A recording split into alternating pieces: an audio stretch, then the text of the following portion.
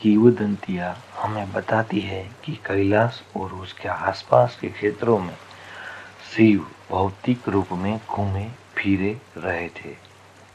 जब हम कैलाश की बात करते हैं तो उसके 3 आयाम है। एक तो उसकी सर्वथा भौतिक परिस्थिति ही है, दूसरा है वो जानना और वो ज्ञान जो वहाँ मौजूद है, और तीसरा है कैलाश का वह मूल स्रोत जो वहाँ उपलब्ध है। हिमालय पर्वत क्षेत्र में बहुत सारे पर्वत शिखर ऐसे हैं जो कैलाश से कई गुना बड़े और कहीं ज्यादा सुंदर है। 24,000 फीट से ज्यादा ऊंचाई वाले 100 से ज्यादा शिखर हिमालय में है। विशेष रूप से भारत से आने वाले लोग यदि कुछ खास मार्गों से आते हैं तो रास्ते में माउंट एवरेस्ट को भी देख सकते हैं। आकार और भव्यता की दृष्टि से उसके पश्चात कुछ और देखना बाकी नहीं रहता। तो हम प्राकृतिक सौंदर्य देखने के लिए कैलाश नहीं जाते।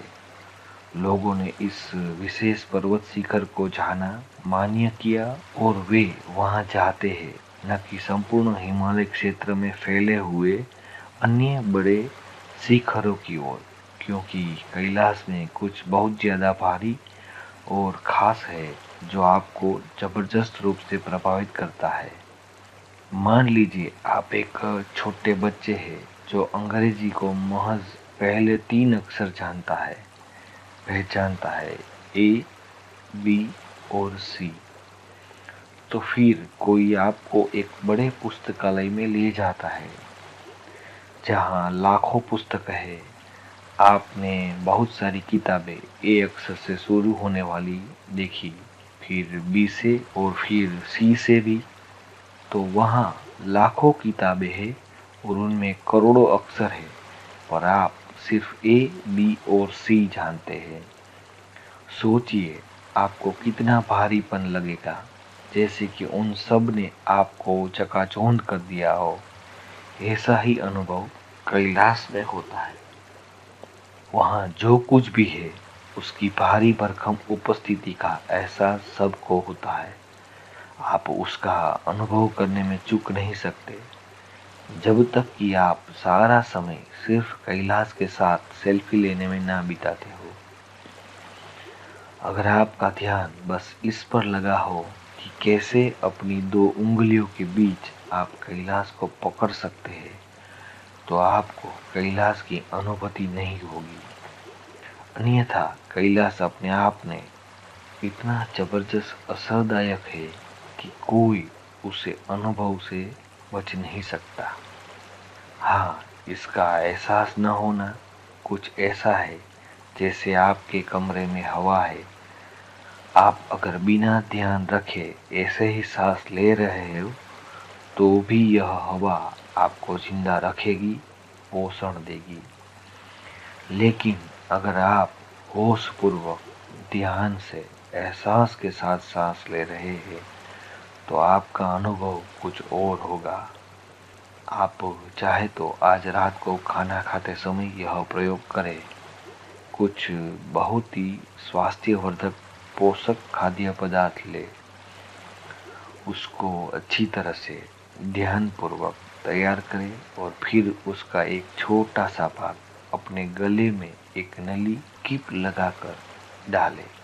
आपको पोषक तत्व तो जरूर मिलेंगे, पर कोई स्वाद या खाने का आनंद नहीं आएगा।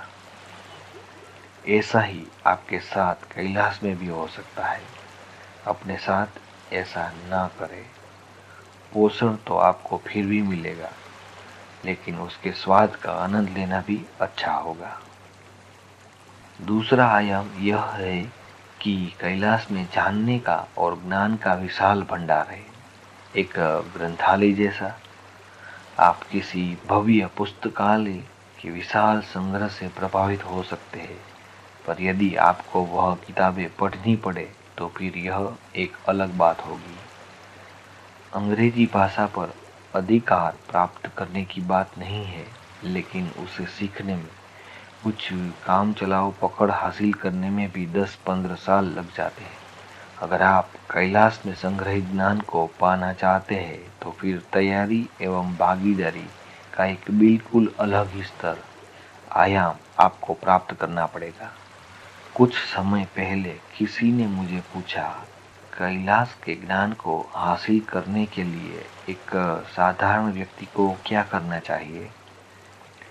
अगर आप वाकई एक साधारण व्यक्ति है तो कैलाश की महत्ता को प्राप्त करना बहुत आसान होगा। मुझे नहीं मालूम कि आप एक साधारण व्यक्ति का क्या मतलब निकालते हैं। क्या आपने कभी कोई साधारण व्यक्ति देखा है? क्या आप कभी अपनी पत्नी के सामने कहेंगे कि आप एक साधारण व्यक्ति है?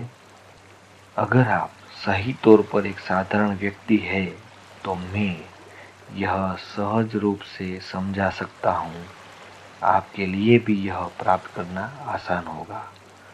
साधारण होने का अर्थ है आप कुछ नहीं जानते, लेकिन आप उस तरह के नहीं हैं। आप एक बड़े होशियार व्यक्ति हैं। दूसरों को ऐसा लगे या न लगे, पर कम से कम आप तो यही सोचते हैं। हर किसी को लगता है कि अपने स्वयं के क्षेत्र में वो एक होशियार व्यक्ति है। कोई अपने छोटे घर में, कोई किसी और की सीमाएं थोड़ी बड़ी हो सकती है, लेकिन हर कोई कुछ विशेष है। कोई भी व्यक्ति साधारण नहीं होता। अगर हम सही रूप से साधारण व्यक्ति बना सकते, चाहे पहाड़ों में उन्हें खींचते हुए ले जाकर या किसी भी अन्य तरीके से, तो हम उन्हें इतना साधारण बना देते कि हम जो भी कहे वे सुनने करने के लिए तैयार होंगे। तो फिर हम उन्हें समझा सकते हैं, या फिर उन्हें वास्तव में बुद्धिमान होना चाहिए। बुद्धिमानी कभी किसी दूसरे की तुलना में नहीं होती। होशियारी हमेशा किसी दूसरे की तुलना में होती है। जब हम कहते हैं आप होशियार हैं, तो इसका मतलब यही होता है कि आप अपने पास के किसी व्यक्ति से तुलनात्मक दृष्टि में कुछ आगे है। होशियारी कोई ज्यादा महत्व की नहीं होती। यह आपको कुछ धन कमाने, समाज में स्थान बनाने में मदद कर सकती है, लेकिन अस्तित्व की दृष्टि से वो आपको कहीं नहीं ले जाती। बुद्धिमानी कोई तुलना नहीं मांगती। उसके पास तुलना करने के लिए समय ही नहीं होता, न ही कोई इच्छा होती, क्योंकि बुद्धिमानी को पता है कि यह बात इतनी छोटी है। अगर आप वास्तव में बुद्धिमान हैं और अपने आसपास की चीजों पर ध्यान देते हैं, एक फूल पत्ती पर भी, तो आपको महसूस होगा कि आपकी बुद्धिमानी कितनी कम है। बुद्धिमानी का स्वभाव यह है कि वह अपनी स्वयं की सीमाओं को पहचाने कि वे क्या है। एक साधारण व्यक्ति बुद्धिमान होता है जब आप अपने आसपास की हर किसी वस्तु पर ध्यान देते हैं, तो आपको पता चल जाता है कि एक छोटी सी पत्ती या छोटा सा फूल या रेत का एक कण भी आप अपने आप को जो भी समझते हैं वो उससे ज्यादा बुद्धिमान है। तब ही आप साधारण व्यक्ति हो पाएंगे। तीसरा आयाम है कैलाश का स्रोत। वह भी वहाँ है, लेकिन वो बहुत सूक्ष्म है। अगर आपकी समग्रता बहुत उच्च स्तर की है, समग्रता भौतिक, मनोवैज्ञानिक और ऊर्जा की दृष्टि से, तो आप उसकी अनुभूति कर सकेंगे जो कैलाश का स्रोत है। वह एक खाली स्थान की तरह है जो हमेशा वहाँ होता है। अगर आप आकाश की ओर देखें, आपको चांद और तारे दिखेंगे, लेकिन अधिकतर लोगों को वह खाली स्थान नहीं दिखता जिसकी उपस्थिति वहाँ सबसे अधिक है। 99% ब्रह्मांड खाली है, लेकिन अधिकतर लोग इसे देख समझ नहीं पाते। वे उसकी अनुभूति नहीं कर सकते क्योंकि वह बहुत ही सूक्ष्म है। यह बहुत ही सूक्ष्म है, लेकिन यह एक संभावना है, क्योंकि इसको किसी योग्यता की जरूरत नहीं है। इसको सिर्फ समग्रता की आवश्यकता है।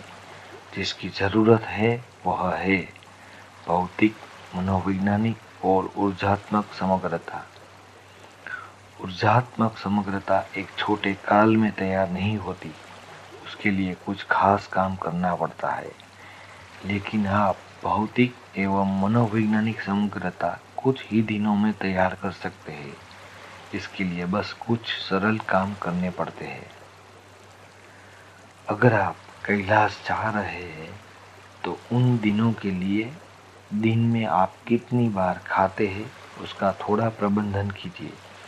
आप तय कीजिए कितनी बार, फिर बीच में कुछ मत खाइए और उसके लिए भी समय तय कीजिए कि कब आप बात करेंगे या अपना फोन देखेंगे।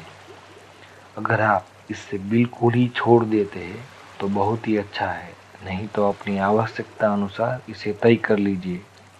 आप चुप नहीं रह सकते, यह आपकी मजबूरी है। आपको वही बेकार की बातें बार बार करनी पड़ती है। कम से कम जब आप कैलाश जा रहे हैं तो उन्हें पीछे छोड़ दीजिए। अपने आप में बैठिए, शांत, ध्यान केंद्रित कीजिए। अपने आसपास की हर बात के बारे में सावधान रहिए, क्योंकि आपकी आंतरिक व्यवस्था को आपके अपने आप को तैयार होना है, नहीं तो यह सब कुछ भुला देगी, छोड़ देगी, चुक जाएगी। वह ऊर्जा जिसे हम कैलाश कहते हैं एक अद्भुत संभावना है। सद्गुरु, क्या मुझे कुछ भी नहीं खाना है? ठीक है, मैं 3 दिन तक कुछ भी नहीं खाऊंगा। तो फिर आप वापस ही नहीं आ पाएंगे। बात ये नहीं है, आपको बस यह तय करना है कि दिन में मुंह के अंदर कुछ डालने के लिए आप कितनी बार मुंह खोलेंगे और कितनी बार कुछ बोलने के लिए आप मुंह खोलेंगे। अगर आप दिन में 3 बार खाना चाहे तो 3 बार तय कीजिए, फिर चौथी बार मत खाइए। यह आपका चुनाव है, इसे तय कर लीजिए। तय करना है कि मैं यह करूँगा और फिर वही करना, यही समग्रता है, सत्य निष्ठा है। समग्रता का अर्थ भोजन सिर्फ 1 बार करना या 5 बार करना नहीं है। समग्रता यह है कि मैं जो तय करूँगा वही करूँगा। मैं अनुशासन के बारे में बात नहीं कर रहा हूँ। आप जो कहते हैं वही कीजिए, यही समग्रता है। मैं सामाजिक समग्रता की भी बात नहीं कर रहा हूँ। मैं भौतिक एवं मनोवैज्ञानिक समग्रता के बारे में बात कर रहा हूँ। यह होनी ही चाहिए, तभी वो योग्यता आती है कि किसी को कोई खास अनुभव हो, कोई खास बात छुए